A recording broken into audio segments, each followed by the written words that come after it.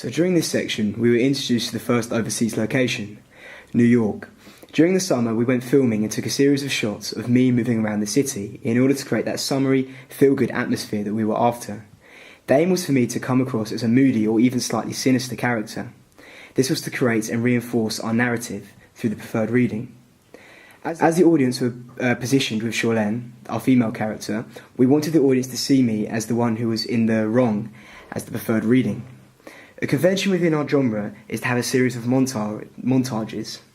Therefore, in post-production, we produce some rhythmic editing with the shots in time with the music. This can be related to Andrew Goodwin's five-factor theory with the relationship between the visuals and music.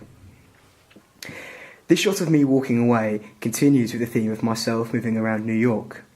The tracking shot behind me takes the audience with the character, almost as if the audience are following the character on his journey.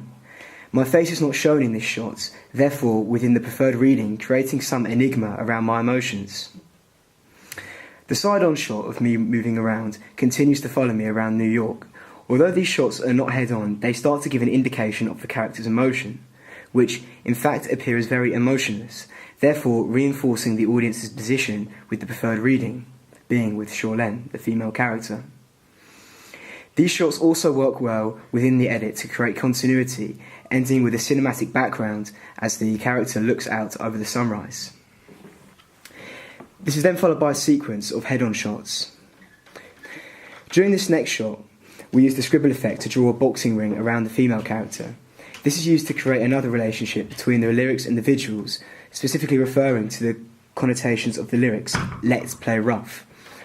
This can be related to Andrew Goodwin's five-factor theory again by creating a relationship between the visuals and the audio, or the lyrics in particular.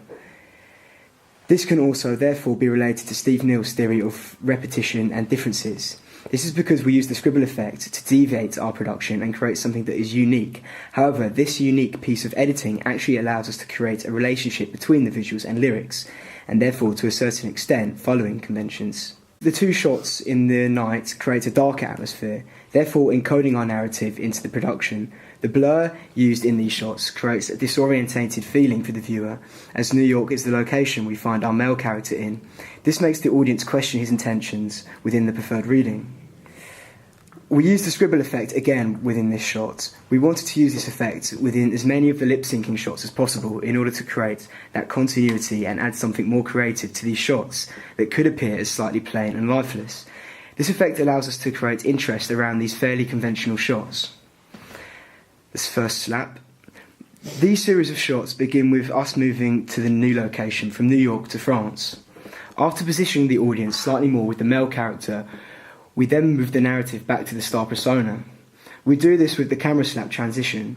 We came across this effect whilst watching a short film created by a YouTuber, Jack's Gap, where he travelled around Istanbul and filmed his journey. This was an effective and creative way of transitioning between the different locations within our production. The next series of shots are of Charlene, our female star persona, in France.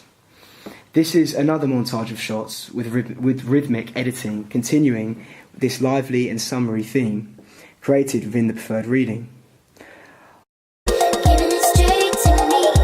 Our female character, was also dressed in swimwear, therefore relating to our production to Laura Mulvey's male gaze theory.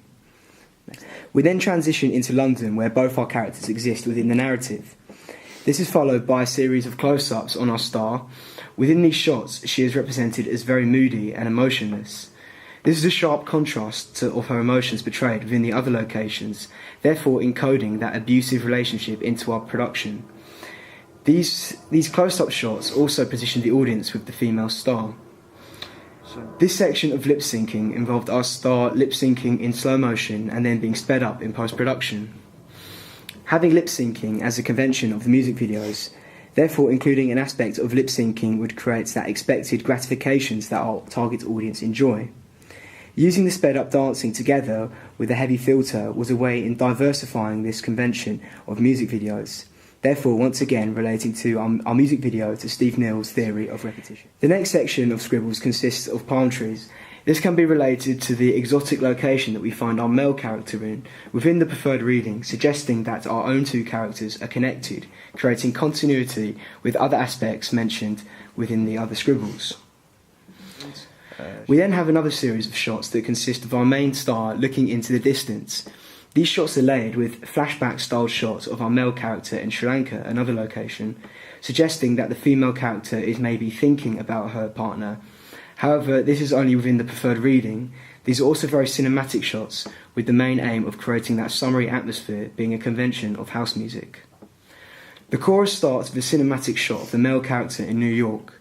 This shot starts off with blur and comes into focus as the chorus begins, therefore bringing the song and video together. We then have the hands tapping in time with the music on the phone. This is an example of classic rhythmic editing, also moving the audience around different locations that we filmed in, therefore appealing to the explorer psychographic group that we targeted. The initial chorus sequence that resolves with more head-on lip-syncing from Shorlen once again uses the scribble effect, this time to create a TV with actual white noise over the female character. This is another example of relationship between visuals and lyrics. Andrew Goodwin.